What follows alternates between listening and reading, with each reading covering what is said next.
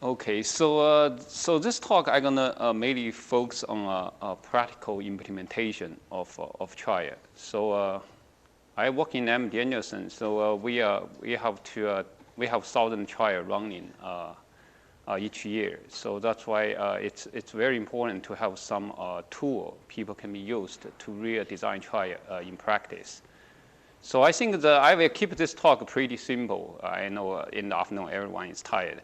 So, but I do help at the end of a talk. I can provide you some tool to design the trial. And when you have this kind of problem, you at least have one possible method to do it. So you may notice, so this is the airplane I took to come here. So it's BOIN 747. So the design is called BOIN. Okay. So here is our line. First, I will briefly talk about the methodology of the BOIN design. Specifically, I will talk about the single agent and the drug combination trials. And then I will spend quite a bit of time to talk about software and the practical implementation. So I think that's the most interesting part. So I think we spend a lot of time to develop easy-to-use the software and also web application to help people can really use those methodology in practice.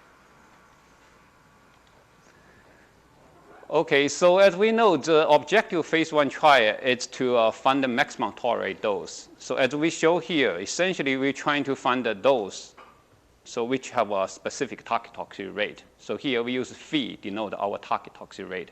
For example, in practice, most time we focus on like 10 to 40% toxicity rate. Most time 25, 30% target toxicity rate. So this numerous design have been proposed to find the MTD. And as we know in practice, the most widely used one is 3+3. And I think right now it's still the dominant design used in practice. The reason people like it is because it's very easy to implement. So basically, you know the rule a priori. So the basic idea, if you have 0 out of 3 patients, you're going to escalate. 1 out of 3, you're going to treat 3 more patients. 2 out of 3, you're going to de-escalate. So it's very easy to write down in the protocol. And for a clinician and a research nurse, it's very easy to implement. They don't have to every time come to a statistician, ask what's going to happen. And they can, most times, they can implement by themselves. So, but as we know, 3+3 has been widely criticized because of the poor performance. And there are several issues with it. First, it does not have a specific target. And secondly, as we know, by the 3+3 design, by the definition, at the MTD, you only can treat 6 patients. But if you look at the confidence interval from 6 patients, it's pretty wide. So that means essentially nothing. Even you think that dose is the MTD. So that's the fundamental reason why 3+3 it's poor. Actually, if you look at the rule, 0 out of 3, you're going to escalate. 1 out of 3, you're going to stay. 2 out of 3, you're going to de-escalate. If your target is like 30%, actually that rule makes sense. The reason is stop too early. So there is no enough information. There is not enough information to learn the true MTD. And so people propose a lot of new methods. I think the most famous one is the CRM, continuous reassessment method. So basically, it's a model-based design. What you have is you specify those response model. And based on data, you keep updating your estimate curve. And based on the estimate, you make the choice for the next dose for treat the new patient. And a lot of studies shows the CRM has very good performance. So if you look at the y-axis, it's the performance. It has good performance. But it's relatively difficult to implement because by design, every time you get a new data, when one patient finishes the treatment, you have to re-estimate the model. And then based on the estimate, you decide the next patient. Once the next patient treated, you get a new data. You have to estimate again. So you can see in this form, it's for nurse and clinician, it's much harder to use in practice. Every time, they either have to come to computer, enter the data, and find out what happened. So that's why I think even we have done research on CRM for many, many years. In practice, its use is still very limited. So the question is, can we have this is a kind of a sweet spot we have, right? So we want something, it's very easy to implement and also have good performance. So happily, I think the BOIN design is one of the design can achieve this goal. So as I said, so objective here is we're trying to introduce a design platform that is easy to implement in a transparent way as a 3+3 design, but yield good performance comparable to the more complicated model-based design, such as the CRM. But before we introduce the methodology of the design, let's first step back. Let's first look how the phase 1 trial are conducted in practice. So what typically we do is we start the trial by treating the first cohort patient at lowest or pre-specified dose. And then a new patient come in. For this new patient, actually we only have 3 possible decisions. We can escalate dose, or we can retain the current dose or de-escalate. So let's assume if we knew the true toxic rate of the current dose. So here we say current dose is J. We denote the true toxic rate as PJ. Let's assume if we knew this true toxic rate, what are we going to do? So if PJ less than phi, so that means right now it's underdosing. So you will escalate dose, right? So if PJ equals to phi, that means the current dose J is the MTD. Of course, you will treat the next patient at the same dose J. But if the PJ greater than phi, that means we are overdosing. In this case, you should de-escalate, treat this new patient. And once we treat this new patient, another new patient come in, and we face the same decision. So if we always knew the true toxic rate of the current dose, you can always easily make this decision. So from this process, we can see, so essentially phase 1 trial is a sequence of decision-making steps of dose assignment for patients who are sequentially enrolled into the trial. And if the PJ was new, as I said, the decision is very easy to make. So we call this, this design called the oracle design. Why is it called oracle? Because there is no decision error. Every time you make the correct decision, if it's underdosing, you will escalate. If it's MTD, you will stay. If above MTD, you will de-escalate. And from other perspective is because doing that, it's also optimized dosing for each patient. And of course, the reason we call it oracle is because it doesn't exist in practice, because we don't know the true toxic rate. And in practice is we have to estimate the PJ based on the observed data. And one natural estimate is the observed toxic rate. For example, here we use MJ divided by NJ. NJ is the number of patients treated at the current dose J. And MJ is the number of patients experienced DLT, dose limiting toxicity at dose level J. And based on this PJ hat, and we can judge if the toxic rate of the current dose is too high or too low, and then make a decision, escalate, de-escalate. And unfortunately, decision is often incorrect. Okay, so for example, if the current dose actually is the MTD, we may still escalate or de-escalate. Why that happen? Because the data have uncertainty. So even the data, maybe it's targeted 30%, you still have very high chance to see more than 30% or below 30%. So here I give an example. If our true toxic rate, so the current dose, the true toxic rate is 30%, there's still more than 1/3 chance we observe 0 out of 3. So if I don't tell you the truth, I just give you the data, 0 out of 3. Most of the time, you will think that dose is pretty safe. You will escalate, right? But actually, there is more than 1/3 of chance that toxic rate for that dose is 30%. So that means such a decision error cannot be completely avoided because the small sample size and the estimation uncertainty. So since we cannot avoid, so what's the best we can do in practice? So the best way we can do it is we want to minimize incorrect decision and get as close as possible to the oracle design. And this essentially is the motivation of the BOIN design. Okay, so here is say how we derive this design. Okay, so we first have defined a class of non-parametric design. So here it's this class of non-parametric design looks like. So as usual in practice, we treat the first cohort as the lowest dose. And then at the current dose level J, we use PJ hat, the observed toxic rate, compared with lambda 1J. If less than certain cutoff, we escalate. If greater than lambda 2J, we de-escalate. If it's between, we're gonna stay at the current dose for treating next patient. Okay. So what's lambda 1J, lambda 2J? Those two cutoffs. So essentially in here, I think the thing here is we don't give any specific format. So you can think those two cutoffs are non-parametric. And the other thing I want to emphasize in red is this cutoff is extremely flexible. We allow it both depends on the dose level J and NJ, the number of patients treated at the current dose. And essentially, because the lambda 1j, those two cutoff escalation, de-escalation boundary freely vary across those levels, j and nj. So actually, this class of design, including all possible non-parametric designs that don't impose those toxicity curve. Because at any moment, you can use different cutoff. So that means a totally free design. And I think the only thing this design, this non-parametric class does not contain is like the CIM. You borrow information, force a curve. So if you don't force a curve, so this all the design going to in this class. So what we want to do is we want to choose the lambda 1j and the lambda 2j to minimize that decision error. And here, because I want more focus on the practical implementation part of the design. So that's why here I skip a technical report. So technical part. So it can be shown the optimum dose escalation de-escalation boundary that minimize the incorrect decision error is given by those two equations. And amazingly is you can see those two boundaries are independent of nj and j.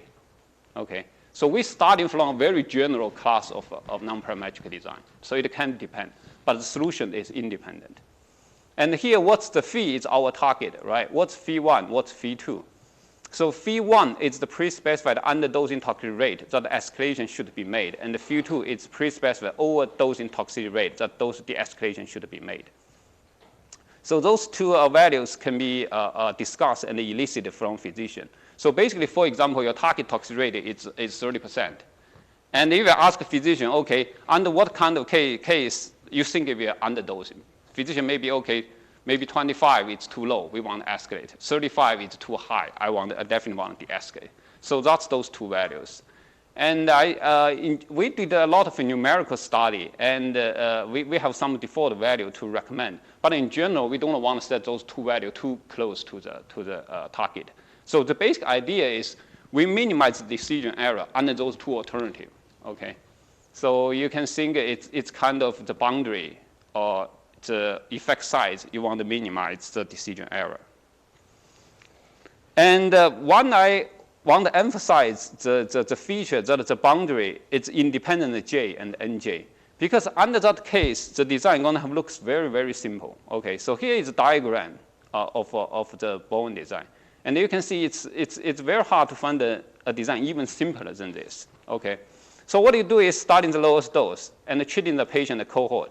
And then you decide if it's reached the maximum sample size or not. If yes, of course, you stop the trials, select the MTD. If no, you're going to make a decision for the next patient. What are you going to do? You're going to compute the DLT rate as current dose. How you compute it? That's very simple. The number of patients experienced DLT at the current dose divided by the number of patients treated at the current dose. That's observed toxicity rate. So if it's less than lambda E, you're going to escalate. If greater than lambda D, you're going to de-escalate. Otherwise, you retain the current dose. The key point is lambda E, lambda D have a closed form, right? So that's why in here we give the general value for different target toxicity rate. So for example, if you target 30%, if your target, right? So if your target is 30%, and in this case, escalation boundary is 0.36 and the de-escalation is 0.35. So what it means?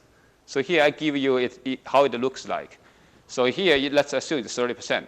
So basically says at the current dose, if the observed toxicity rate less than 0.326 and 236, and we're going to escalate. It's greater than 0.35, we're going to de-escalate. Otherwise, we're going to treat the next patient at current dose. We just repeated this step until they reach the maximum sample size. And you can see the rule, in some sense, it's even simple than 3 plus 3, right? You have to figure out, 3, this is a set of rules, 6, this is a set of rules. So in here, you just compare those two values. That's it.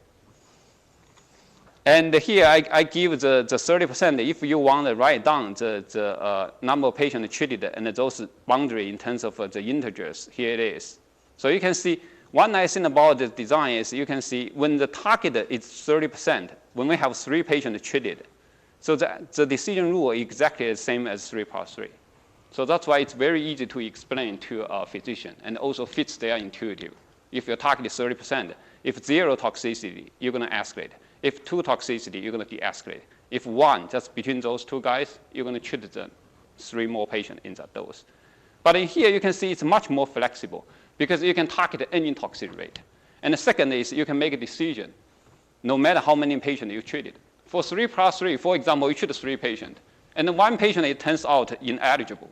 And in this case, you have to, in typical design, you have to wait. You have to replace that patient with a new one, and then you can make a decision. Because 3+3 only tell you the decision when you have 6 patients. But in here, you have incomplete cohort. You still can make a decision. And I think actually, if you look at the medical journal, most trials use 3+3. But you look at the real data. Very few have exactly 3/6. A lot have 4, a lot have 7.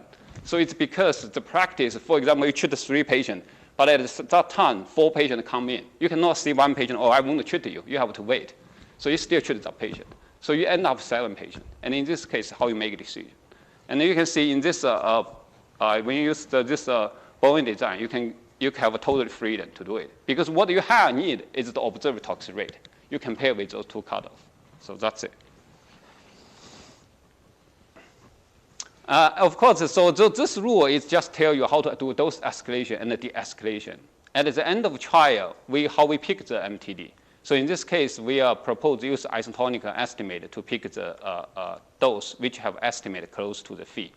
But you can see isotonic estimate require, you have to have some algorithm to do it. But in this case, it doesn't cause much logistic issue because by this moment, the trial is done. The physician will give you the data. Talk to the statistician. Okay, here is data I have. Can you fit the data? Tell me which one is MTD. So you can see, I think it doesn't affect how you implement design. And for patient safety and during the trial, we typically have to impose some stopping rule. And here we impose the following overdosing control rule. So basically what we say is, condition on the data you have, if the true toxic rate is greater than your target, it's greater than 95%. So that means there's very high chance the current dose is over the MTD. And in this case, we're going to eliminate the dose and higher dose from the trial because we don't want to treat more patients in those toxic dose. And of course, if the first dose is eliminated, that means all doses are very toxic. In this case, you want to stop the trial. Okay, so here is the property of this design. So as Bosan and Ken talk about the coherency. So coherency is a very important finite sample property proposed by Ken. And I think the reason I think it's important is because it have a lot of practical implication. So basically it says, okay, if in the last cohort, if the observed toxic rate greater than your target, you should not escalate. And if it's less, you should not escalate.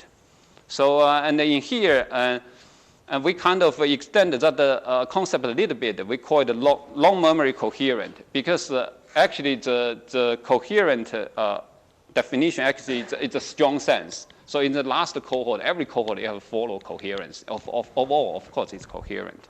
So in this case, we only require the cumulative data at the current dose.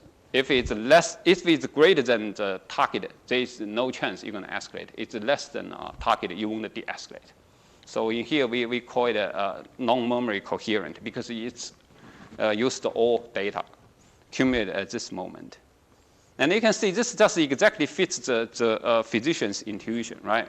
So whenever you ask a physician, okay, they give you the data, you ask a physician, you should ask a dose. What the physician will do? They will look at the data at the current dose. Oh, the toxicity already more than 30%. Why you ask me escalate? So they will say, oh, it doesn't make sense. Or if the observed toxic rate at current dose below than 30%, you ask a physician, okay, you should de-escalate dose. Physician will be very upset. So that's why I think the coherent it's a very fundamental property I think most designs should follow. And the BOIN design also have a desirable large sample property. So basically, it will converge to the under large sample, it will converge to the target dose. Of course, I think in phase 1, typical sample size is very small, but I think it's always good to know in the long term it's okay. So here I'm gonna quickly show a simulation study to see the operating characteristic of the design. So here we consider 6 doses.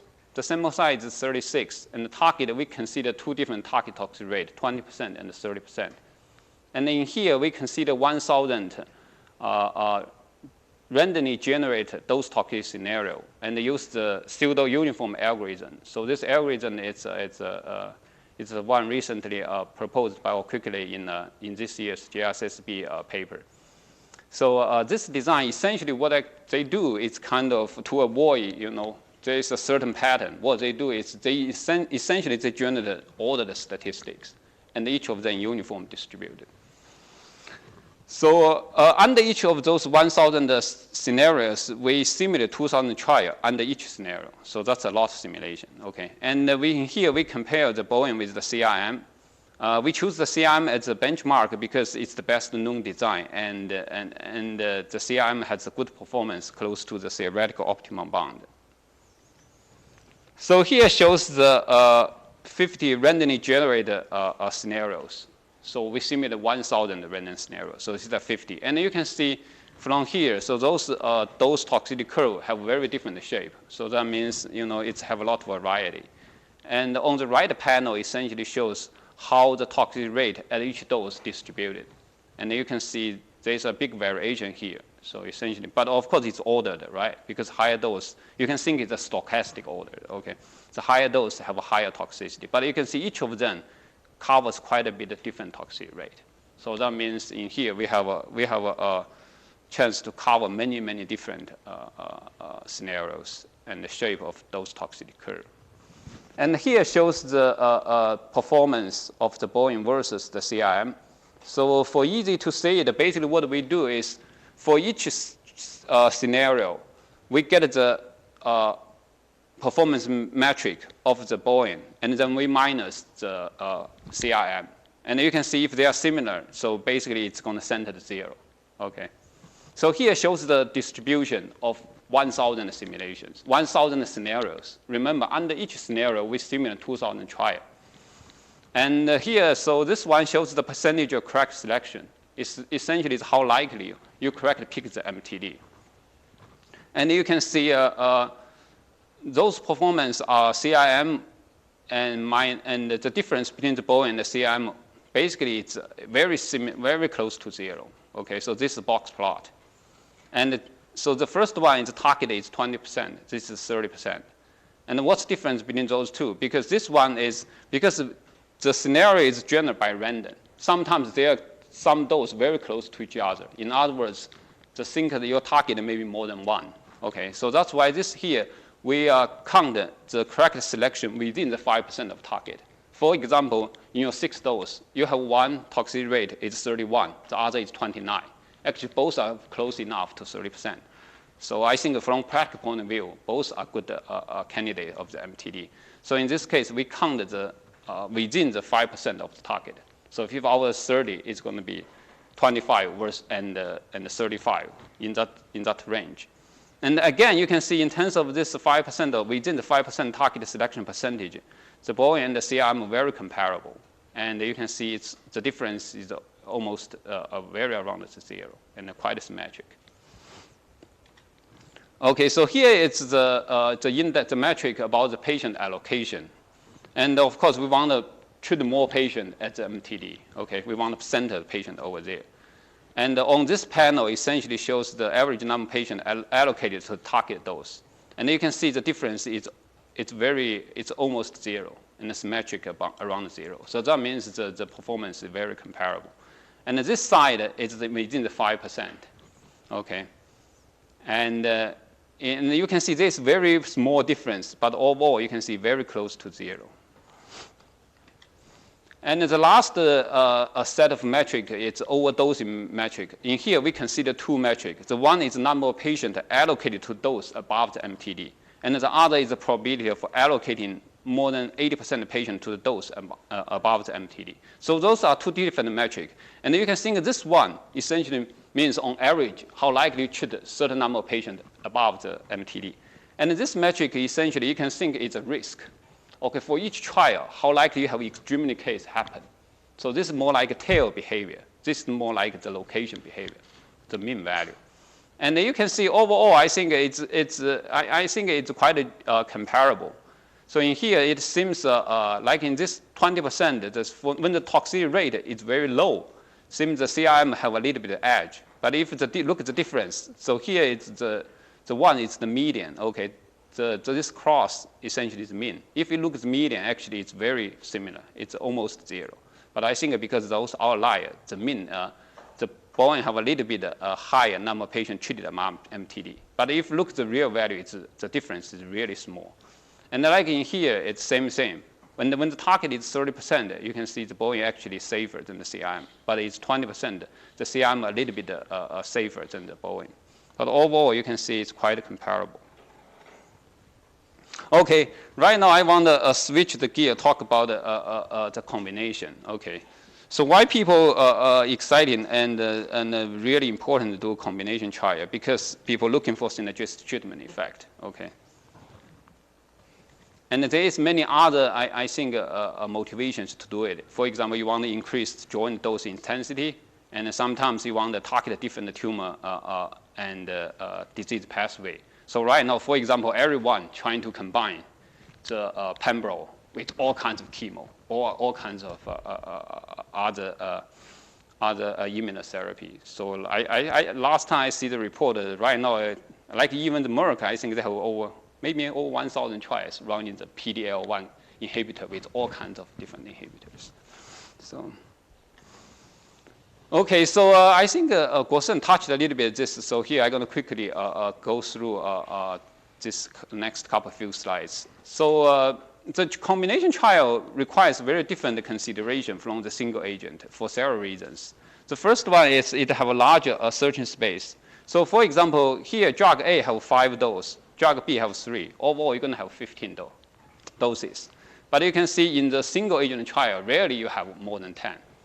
So what that means? That means you have a harder problem. So you're trying to pin down the MTD from 15 candidate dose rather than 5 or 6. So that's much difficult. So what that means? You need a larger sample size to learn those doses. And I think it's simple and intuitive, but I think for physicians, they rarely realize it. So you have to work harder to let them know it. Because most times they still keep that mentality. I only have 15 patients. Okay, I want to do 3 times 5 combination. So you should tell them it's not possible, right? If you do it, you're going to have very low accuracy because you have more things to learn. And the other fundamental feature of combination is those are only partial ordered. So you can see you have drug A, drug B. If you fix drug B, increase drug A, those toxicity are ordered. So that means in each row, it's ordered. And for the same reason, you fix drug A, increase drug B, it's ordered. So in each column, it's also ordered. But I think in other direction, it's not ordered. So for example, in here, this guy have higher dose B, this have higher dose A. You don't know which one is more toxic. So why the partial order matters?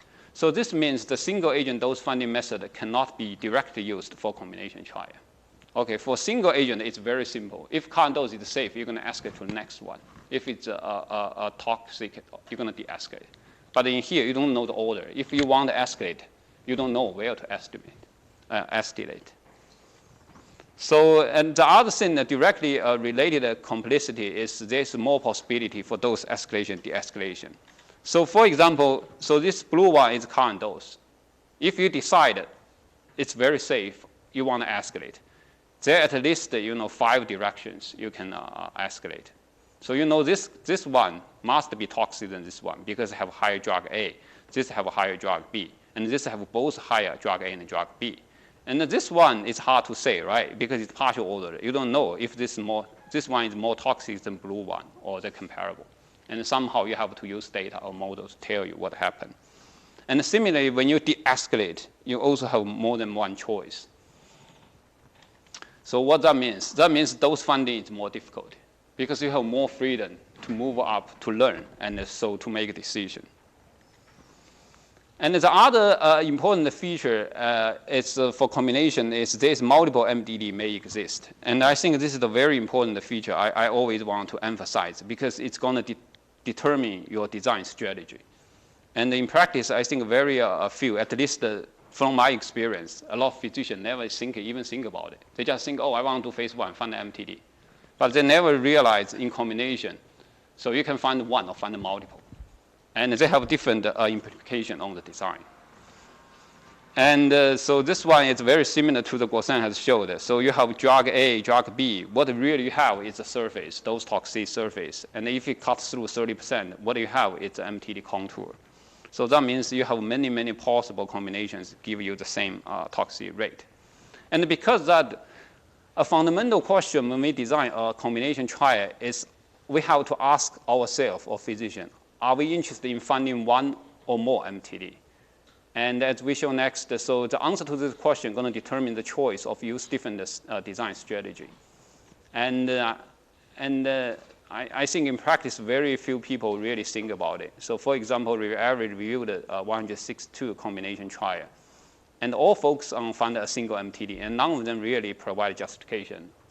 A lot even mention what's their target. They say, oh, I found one MTD, that's it.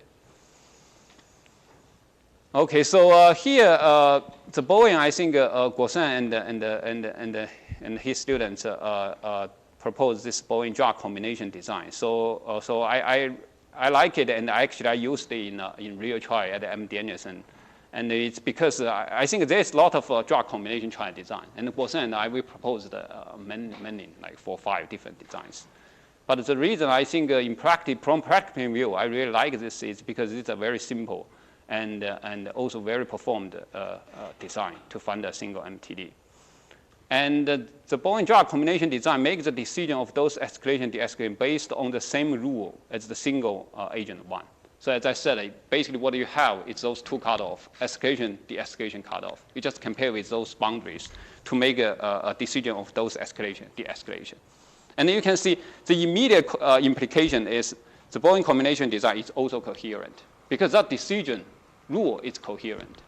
And I think this is very important because I think Ken Chang showed like in many, like a single agent, like a CRM under certain condition is coherent. But for combination trial, it's very hard. I think right now I'm working on a paper to show for the combination trial under what conditions it's going to be coherent. Actually, in general, the condition to establish it coherent, it's very complicated because you have interaction. So that means I think I look at those published design. Almost none of them can theoretically, you can guarantee it's coherent. But for the BOIN combination, it's coherent. And once we have those escalation, de-escalation rules, the only thing we have to decide is when we escalate, there's multiple choice where you escalate. When you de-escalate, there's multiple choice where you de-escalate. And here is how we do it. So in here, we introduce a little bit notation. We use AJBK denotes combination of dose level J of agent A with dose level K of agent B. And the PJK is the toxicity rate of AJPK. And the basic idea of where you escalate, it's very intuitive. So basically what you calculate is calculate this posterior probability. So given the data you have, you calculate how likely this true toxicity rate within the escalation and the de-escalation boundary. So that means within that acceptable region. If you are in that region, that means you are most likely seeing that dose contains the MTD. So of course, you want to treat the next patient over there. So that's the basic intuition of this rule. So I think translated to here, so when you inhere the current dose, if you based on the BOIN escalation, de-escalation boundary, you think it should be escalated. In this case, you just check the probability, which one have higher probability to be acceptable. So you're going to move to that dose. And for the de-escalation, for the same reason, you want to move to one, have a high likelihood to be acceptable. And in this case, we don't consider this one and this one, diagonal one. Why? It's because for the practical consideration. So in practice, it's rarely physician will allow you to escalate 2 doses at the same time. So that's too risky. So almost, I think, at least in my experience, I never have the case physician allow me to do it. So they always want to escalate 1 dose. Okay. But I think de-escalate, possibly you can de-escalate to here. But in general, I think it wouldn't make much difference. Because if you de-escalate here, that means your design, your data, when you have 1 data, it changes a lot of estimate. And actually, I think for that case, actually not desirable. You want it, don't change that much.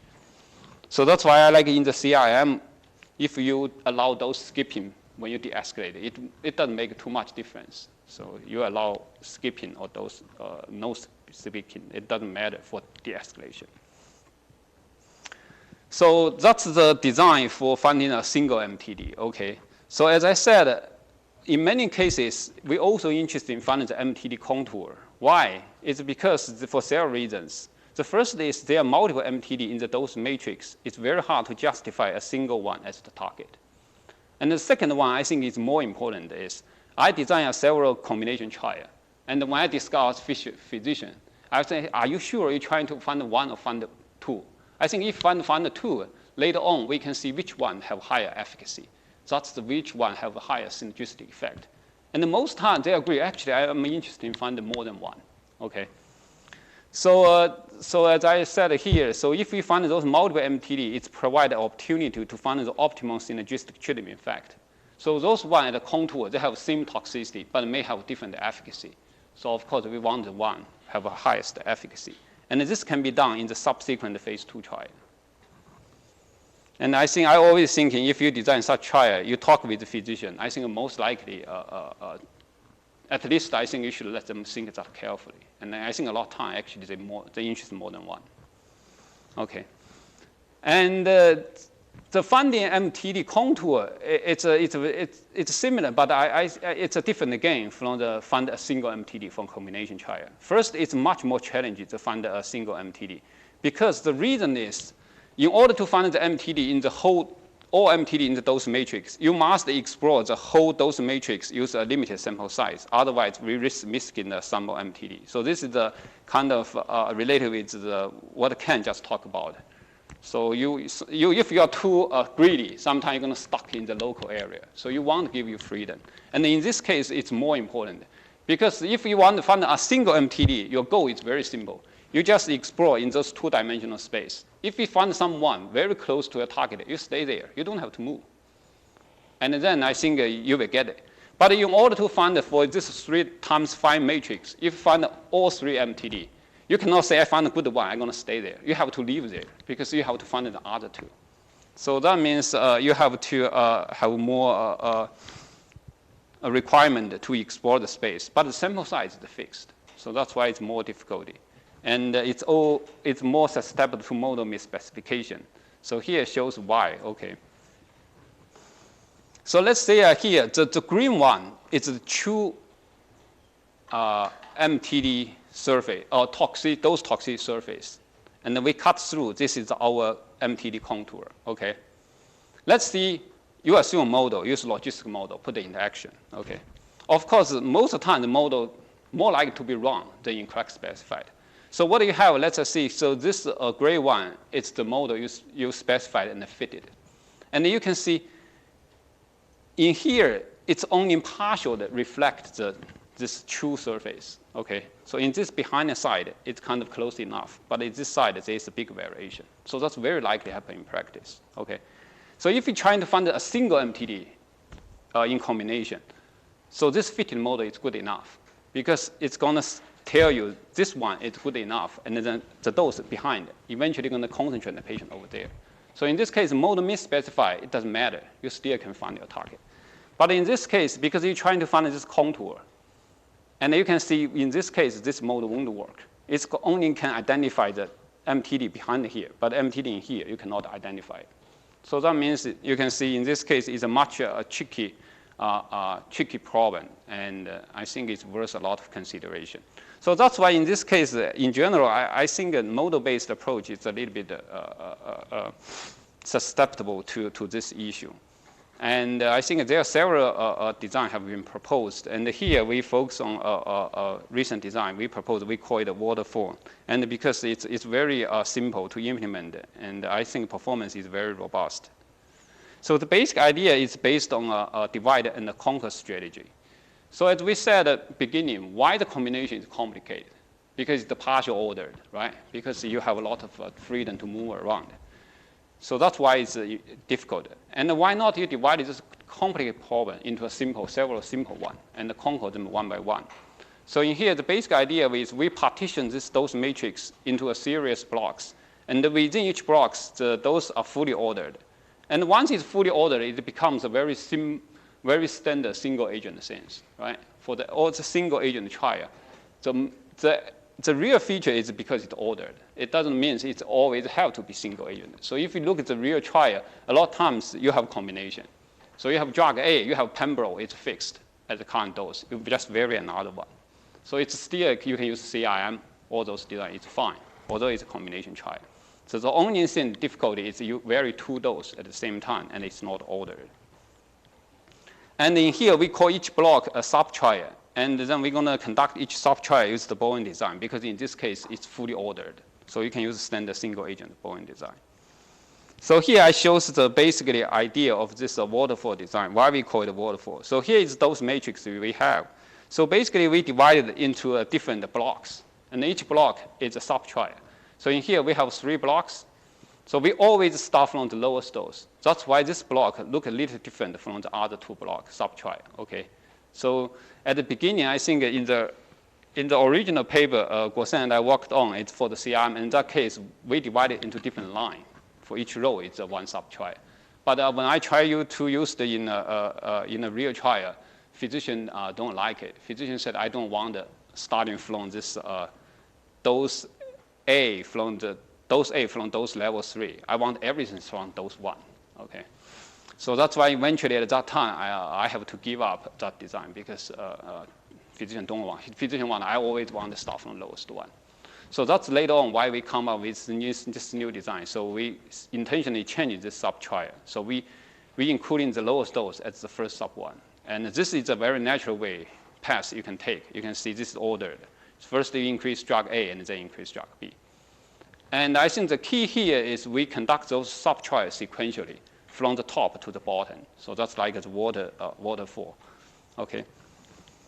So what we do is, for example, here, so we do first sub-trial. We starting from the lower dose. And then you can find the MTD, right, based on a certain pre-specified sample size. And then once this sub-trial is done, we do next sub-trial. So why we want to do it sequentially? Because the MTD of the first sub-trial going to inform us where is the starting dose for the second sub-trial. And you can see you won't want to start here, right? Because this one, if this is the MTD, you know this is lower than MTD. And this is the only dose. You don't know the order. So that's why it's a good candidate to start in this dose. And once you start in this dose, you can do the standard single agent dose finding. And you find the MTD. And then you can start the third sub-trial. And again, you're starting from the diagonal here. And once everything done, for the 3 sub-trial, you identify 3 MTD. And in this case, remember, each MTD is selected based on the data from each sub-trial. And at the end, because we have a lot of freedom, you can do another model-based or isotonic matrix regression to refine, use all data, whole data to identify the MTD. That means at the end, you have another step, another chance to refine your selection. But most of the time, based on my experience, most of the time, those MTD, it's going to kind of agree with the MTD selected by each sub-trial. Okay, so as I said, so many different design choose, and also the question is, when you really want to use it in practice, the most important question people ask, do you have software? How can I use it? Okay. So that's the next thing. That's why I think we spend a lot of time and effort to try and make this available and easy to use. So the BOIN, I think right now it can implement a single combination. For the combination, it can find one MTD, multi-MTD. So we put this in a single package as a platform. So it's available in different formats, and it depends on what you like. Okay.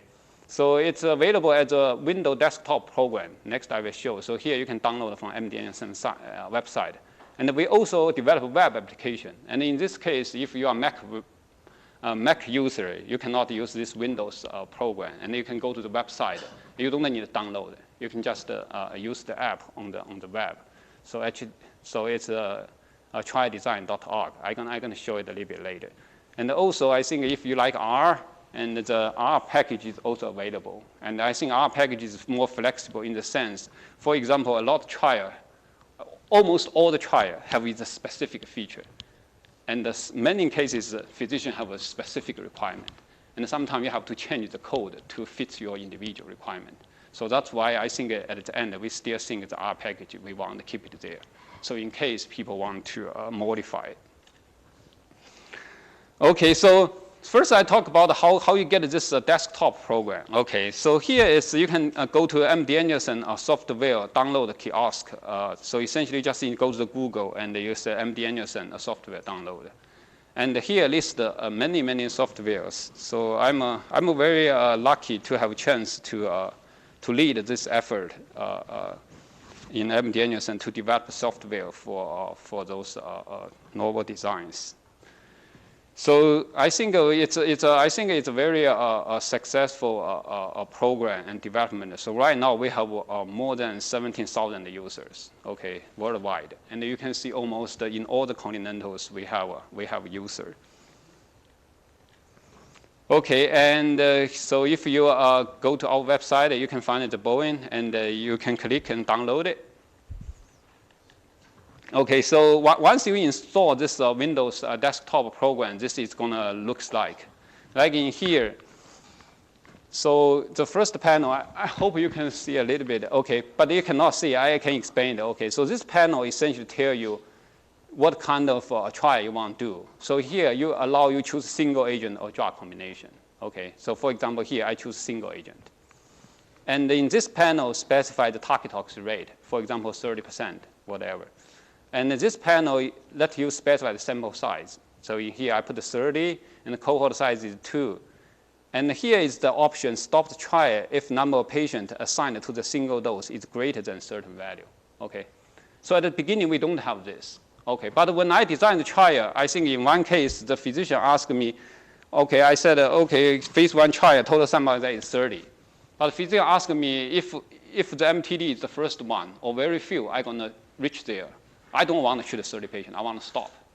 So, and I found that actually a lot of physicians always have such concern. Because, for example, when you use CIM, if we use 3+3, one feature physician like it because it stops early, sample size is smaller. But when you use CIM or BOIN, a lot of time you specify 30. Physicians think it's too big. Okay, they think if very few, if the first dose is MTD, I don't want to treat 30 patients over there. I want to stop early. Because they always want to develop those new drug very quickly. So that's why here we incorporate this option. So if at a certain dose, if the number of patients reach a certain value, you can stop it. For example, 15 patients, 12 patients. So that means once you reach 12 patients in any dose, the trial stop, and you, based on all the data, pick the MTD. So I found it's very useful. That's why later on we incorporate even in our all the platform, like the R package for the BOIN, we also have such a stopping rule. And this panel essentially is safety, okay, overdose control and early stopping. And once you specify all those guys, and then you can go to next panel called simulation run, okay. So if you click this panel, you will go to simulation run. So in here, it's allow you simulate the trial, generate the operating characteristic. Because I think if you do this clinical trial and write the protocol, I think except use 3+3, no one gonna have concern if you don't provide OC. But for other new designs, most times the IRB will send it back, okay, put the operating characteristic in the protocol appendix so people can evaluate if it works or not. So that's why in here, we build this panel to allow you generate the OC so that you can put it in the protocol. So what you do is, I think you specify number of simulation you can do. You specify the scenario. And then you click simulation. It will run the results. Okay. And another nice feature I spent a lot of time and to figure out, and we built in. I'm very proud is this key, we call it output patient protocol document. So basically you do is you run the simulation, okay? And then you click this button. What's going to happen is it's automatically generate a protocol for you, okay? So that's going to save a lot of energy. I think in MD Anderson, every statistical analyst loves this feature because they save tons of time. They don't have to do it. And I think the nice thing is we spend a lot of time to figure out that this protocol is adaptive and smart enough in the sense it's going to change all the things based on input, okay? So it's not like some template, okay, you have to go back, change what you want. Our target is 20%, I have to change 30 from 20. In here, everything is automatic. You enter 20, this is going to be 20. Okay, and also all the operating characteristics table are automatically generated, put in the protocol. So you don't have to draw the table by yourself, those kind of stuff. And actually, it also generates a flow chart in the protocol. And as I said, so in the BOIN, it's very simple, right? What you need is just this decision table to, I think here it's going to truncate it. That lambda 1, lambda 2 to get escalation, de-escalation. You do not really need the software to do it. But at the end, when the trial is done, you have to estimate which one is MTD, use isotonic estimate. So in this case, that's the third panel here, or what do we do? It's estimate MTD. You enter the data here, and then you click the estimate. It gives you estimate which one is MTD, and what's the confidence interval, how likely it's overdosing. So it's cover all kinds of information. Okay, so that's for single agent trial. And as I said, so if you go to the first panel, it allows you choose the combination or the single agent. If you choose the combination trial, and then in this case, you have to specify the number of doses for drug A and drug B. That's why you have more parameters. And then here, you can see it's allow you, after you specify target toxic rate, for example, 30%, it's allow you specify you want to find a single MTD or MTD contour, okay? And I think the other part are very similar, sample size and the safety, overdose control. And I think, for example, you choose the MTD contour because we divide it into several sub-trials. So you have to specify the sample size for each sub-trial. And here we give you some default value. But I think you can always change it based on the physician requirement or based on the operating characteristic. And once you specify those design parameters, you can go to the second panel to do the simulation, generate operating characteristic. So this is a very similar concept. You enter the true scenario here, and once you click the simulation, it's going to generate the results. Those are results. And then I think in here, we also have the magic button allow you generate the protocol template. So in this case, it can save you quite a bit of time. And in here, I think if you really test it, you will find that sometimes. So in here, we specifically give two forms. You can generate as a Word file or HTML. The reason we allow this is because I find people use different versions of Word. And it's very hard for us to program in such a way it can accommodate all the versions. Okay? So that's why if you have very old version, sometimes the flow chart or table is going to shift. It's very hard to make everything looks nice. So that's why in here we build this HTML1. HTML1 actually it's more robust. But of course, it's very easy. You can copy from HTML to the Word by yourself. So that's why we build two format. And then once you click those buttons, it will ask you if you want to save this document. So once you save it, so you can open it. So this is the template for the drug combination trial. And you can see it have a decision table. So when you're going to escalate it, you choose the two patients. If 0 toxicity, escalate. 1 toxicity, you're going to de-escalate. Those kind of. So you just based on this table, you can make it dose escalation, de-escalation, and it also generates a flow chart for you. So. And also, it's automatically incorporates the operating characteristic based on the scenarios you have entered. So everything automatically built in. And of course, the last one is the trial conduct. So in this case, we have, for example, so in this window, what are you going to do? Because for the single agent, you don't have to need this function. Because you just based on that table, lambda 1, lambda 2, you make estimation, you make a dose escalation, de-escalation decision. But but I think for the combination trial, because when you escalate, you have two possibilities to escalate. You have to estimate that posterior probability. So that's why you cannot directly enumerate it. You have to use software to calculate it. So that's why we have this trial conduct tab. So what you first do is you add a patient. Okay, so you once click here, you're going to enter patient or patient 1. So when the treatment started and when the outcome becomes available, what's the outcome? It's pending or it's toxicity, no toxicity. It's a little hard to say it, but I think basically that's the information here. Once you enter the first patient, you click OK. So the first patient data are going to come to here. And then I think you can click that what's going to happen next. So it can tell you, based on that patient data, the status is go. Okay, it's going to also tell you where is the next patient going to treat. In this case, it's treated dose level 1, 2. That means from 1, 1 to 1, 2, you ask dose. And then you just click this guy, add patient. Once you add a patient, so this come a dialog. So for the second patient, so you enter all those informations. You can add the second patient and the third patient and so on.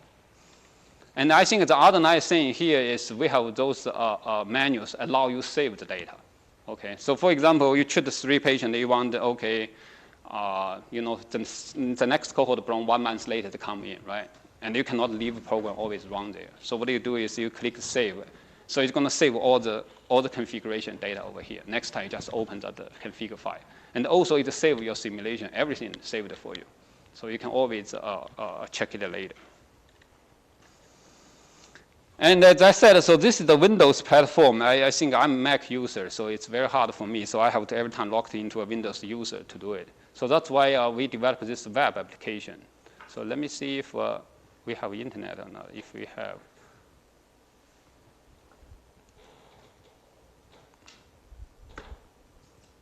Okay, so this is the website we built. So it's still kind of in the kind of beta version. We're trying to refine it. So it's called triaddesign.org. Okay, so in here we're trying to integrate many useful tools, common use tool in this single website and the platform. And you can see in here, so we have a sample size calculation and phase 1 trial, phase 2 trial, phase 1, 2 trial, and later on we will build a phase 3, all kinds of things. And in here you can see you can do all kinds of sample size calculation. So let me try one. So if you build a binary, I think it should work. Okay, so you can see just come up. Okay, so you can do, you have 1 group, 2 group. This is very like the standard sample size calculation software. But I think all of them you can done. And for example, okay, back to our topic, we talked about BOIN, right? So here you have BOIN for single agent, BOIN for drug combination. This is CRM, BMA CRM, this is keyboard design we recently proposed. So if you click the BOIN for the single agent, I think there is also a little bit jet lag here. So, okay, so it comes up. Okay, like in here, as I said, so this is the help file, and so you specify number of dose, starting dose, the target toxicity rate, the sample size, so your overdose control rule, all those things. So for example, I think if you click it,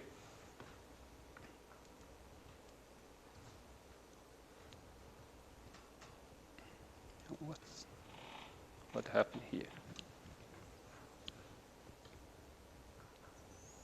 But anyway, so I think probably I think the network is a little bit slow, so that's why. But anyway, I think you can all those program we talked about, it's already here, so you can test it out. And I think if you have encounter any problem, yeah, you can email me or send me a note, so we can keep refining those software to allow people to do it. And I think for phase 2, we have Simon 2 stage. We have the based on optimum phase 2 design. We have the one based on a predictability. And we have several different options.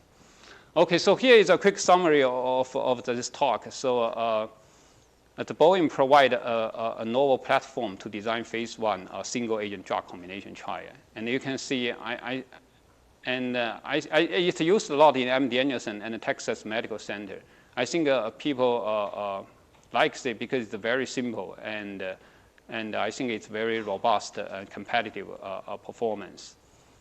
And also, I think the other thing is we develop a lot of easy-to-use software. I think that's also the key of success. So, and because most people don't want spend a lot of effort on anything, so they want it easy. So you want to make their life easy, so that's the thing. Okay, so here is some reference, and I think it basically covers what I have talked about. The first one is kind of more methods about the BOIN design. The second one is it's an easy to read version we write for the clinician. So it's published in Clinical Cancer Research. So if you want to use this design, want to communicate with the physician, this is the paper you should give to physician. And I think this is the Coherency paper on a drug combination. And this is for the waterfall. And also I have so this is a book chapter I talk about those combination designs. So why you should, so what's the strategy, what you should use. And over there, I emphasize it's really important to ask a physician what you want. You want single MTD or MTD contour. Okay, thank you. Very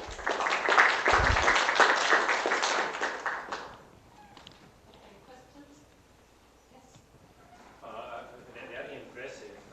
Actually, more impressive than the 747, to be honest. No, it's really amazing. Somewhere earlier in your talk, you talked about like the lambda 1 and lambda 2, and you said it was optimal. Optimal in what sense? So optimal. Yes, it's optimal in the sense it's if the phi1 and the phi2, you know, phi1 is the underdosing probability. In that case, you should de-escalate. The other one is you should escalate. So those are like subjectively set, what you're willing to tolerate, kind of. Yes, exactly. So under some assumed utility or loss function, those drop out as the boundaries?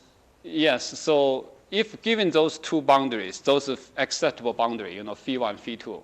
So that's you want to minimize the incorrect decision under those cases. And it's just like totally ignoring any kind of sequential aspect, because also you repeatedly implicitly mentioned that you want to optimize the number of patients allocated to the eventual MTD. It's not obvious that it's optimal, of course, statistically. Yes. You might want to deliberately allocate to others to learn more if you had a model in the background, which Yes. I understand you don't. Yeah, so that's a very good and a very subtle question. So in here, what we do is we just kind of take a greedy one. We optimize just that kind of objective function in every step. We don't see global one. It's kind of like, yeah. If you want to optimize global one, then it's going to have a very easy solution.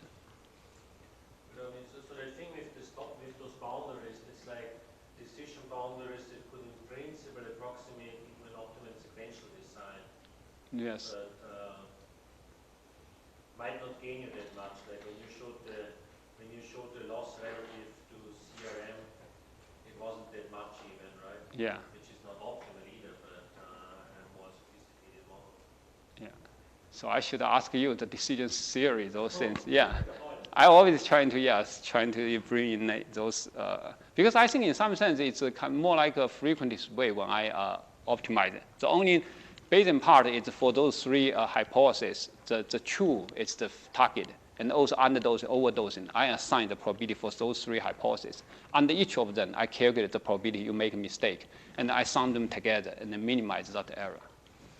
But I think in some sense, it's not really total Bayesian decision theory approach. You know, you have very specific utility and loss.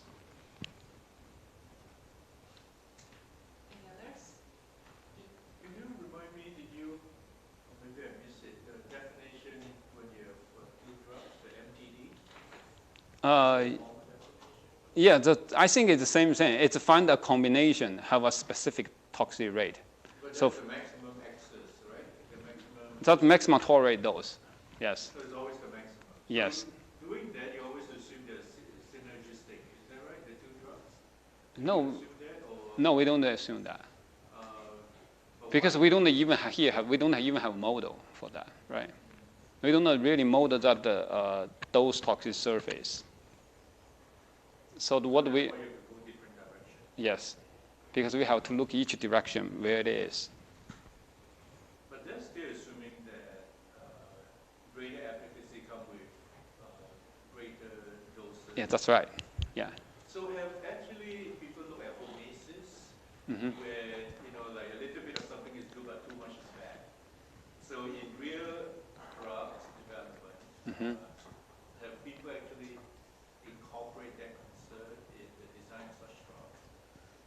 So basically, a reverted U-shape or U-shape. Okay. Monster.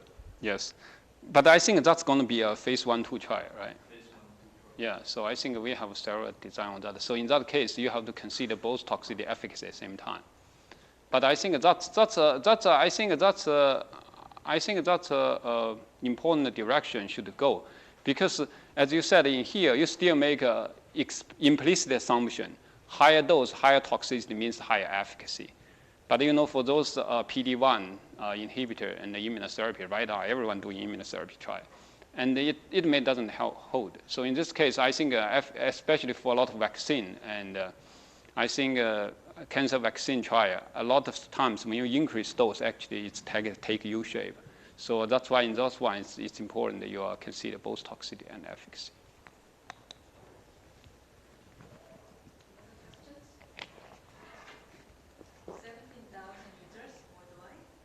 Yeah. But you published it just last year. No. I think it's all the website. So we have many software over there. But I think for BOIN, I think it's about 300 kind of a user. But I think it's overall this whole website.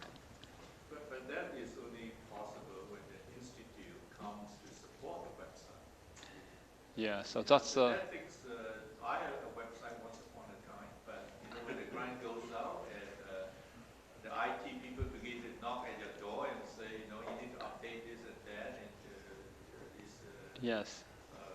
People get hacked in, you have to update this and that, but with no funding else, you have to give up your website, right? Yeah, I think. There's continuous funding to support such effort. Having a website is a very long-term commitment. Yes. To get it going, and Yeah. without department or institute support, but I agree this is a good way to go to get people interested and use the stuff. Yeah. Move to MD Anderson. Say again? So you move to MD Anderson. So I think one nice thing about MD Anderson is I think we have some resource. So I think the leadership realizes they need some resource to really deploy those new methods. Otherwise, it's always stay in the stage of paper. So I think, people are lazier than you think. So if you don't have easy to use the software, they don't want to spend effort to read the paper, figure out how to use those things. I feel even R, it's still too complicated to use. So no one going to read your manual, see how this parameter, how I specify, that parameter, how I specify. Have you worked with more than 2 or 3 doses, different drugs, 3 or 4 drugs combination? Yes, we have, but the thing is, I think although it's 3 dose or 4 dose, but most time I think 2 drug is fixed at fixed dose. So essentially, I see rarely they vary 3 dose at the same time. What they do is, for example, one is backbone treatment. They fix it at the FDA approved dose level. They just vary the other one or other 2. I rarely see, okay, you have a 3-dimensional matrix you move. How would you feel about using your thing for, say, varying dose and varying delivery method? So I think, schedule. yes. But then you would lose some of the monotonicity that would screw things up with it. Yeah. So I think if the schedule or delivery method it's not ordered, then I think it's going to screw up. And I think in that case, probably, at least I think when I design such trial, what I do 2 separate ones. Because most times they just 2 schedule, independent schedule. If they don't have order, I think also there is no it's very hard to borrow information. Those 2, you don't know the order. But of course, I think, if you develop methods, that's good, but then you need to develop software. I think there are some methods to handle it. But I think, yeah. Sorry.